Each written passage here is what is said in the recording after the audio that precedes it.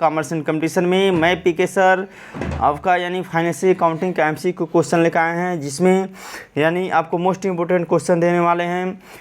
यानी question first है, लेखांकन को साधारण व्यवसाय की यानी भाषा यानी माना जाता है। ऑप्शन ए यानी सत्य है, ऑप्शन बी असत्य है, ऑप्शन सी आंशिक रूप में सत्य है, ऑप्शन डी यानी इनमें से कोई नहीं। यह आपका ऑप्शन यानी बिल्कुल यानी सत्य है, पहला ऑप्शन सत्य है। इन लेखांकन को साधारण व्यवसाय की भाषा माना जाता है। नेक्स्ट क्वेश्चन है दूसरा नंबर, यानी चालू व्यवसाय अवधारणा के अनुसार यह माना जाता है कि व्यवसाय का अस्तित्व यानी दीर्घकालीन जीवन होगा, अल्पकालीन जीवन होगा, अति अल्पकालीन जीवन होगा, निश्चित जीवन होगा। तो इसमें आपका ए ऑप्शन सही है। लागत अवधारणा के अनुसार संपत्तियां हमेशा यानी मूल्यांकित की जाती हैं।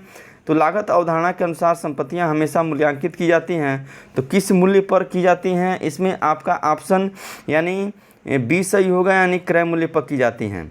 शुद्ध संपत्ति का आशय होगा, तो इसमें आपका यानी गो पॉइंट सही होगा, घ पॉइंट, जिसमें इन टोटल असेट्स में से यानी क्रेडिटर्स इन इक्विटी को घटाते हैं, इन टोटल असेट्स में से एक्सटर्नल लायबिलिटी को घटाते हैं।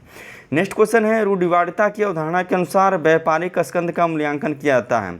इसमें भी आपका घ पॉइंट सही है, जो लागत और बाजार मूल्य दोनों में कम हो उस पर यानी इसका मूल्यांकन किया जाता है।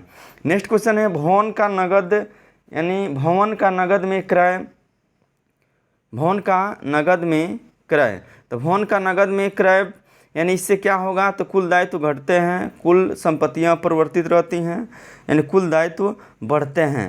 तो इसमें आपका ऑप्शन यानी ख सही होगा, यानी कुल संपत्तियां अपरिवर्तित रहती हैं। नेक्स्ट क्वेश्चन है,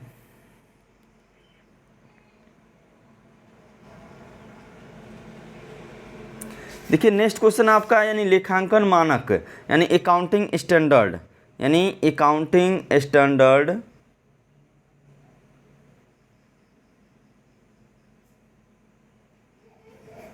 अकाउंटिंग स्टैंडर्ड। तो अकाउंटिंग स्टैंडर्ड देखिए, अकाउंटिंग स्टैंडर्ड को यानी दो भागों में बांटा गया है। एक यानी अंतर्राष्ट्रीय स्तर पर, यानी एक अंतर्राष्ट्रीय स्तर पर, और एक यानी भारतीय स्तर पर। तो अंतर्राष्ट्रीय स्तर पर यानी इंटरनेशनल यानी स्टैंडर्ड होता है, और भारतीय स्तर पर यानी इंडियन यानी स्टैंडर्ड होता है।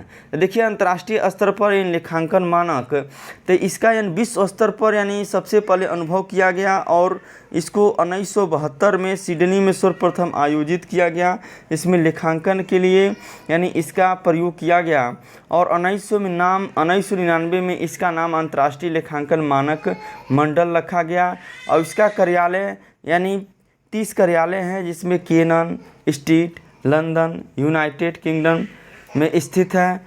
वर्तमान में यानी लगभग 100 से अधिक देशों में यानी 140 पेशेवर संस्थाएं हैं, और भारत इसका क्या है? सदस्य है। देखिए अंतर्राष्ट्रीय लेखांकन मानक मंडल का जो उद्देश्य होता है, तो पहला उद्देश्य हो सकता है कि ऐसे लेखांकन मानक का उद्देश्य सार्वजनिक हित में निर्णय करने के लिए किया जाता है। दूसरा उद्देश्य हो सकता है कि लेखांकन मानक का विश्वव्यापी स्वीकृति एवं उसके अनुपालन के लिए यानी आवश्यक प्रयास करना होता है। तीसरा होता है कि लेखांकन मानक में सुधार एवं रूढ़िवादिता लाने का प्रयास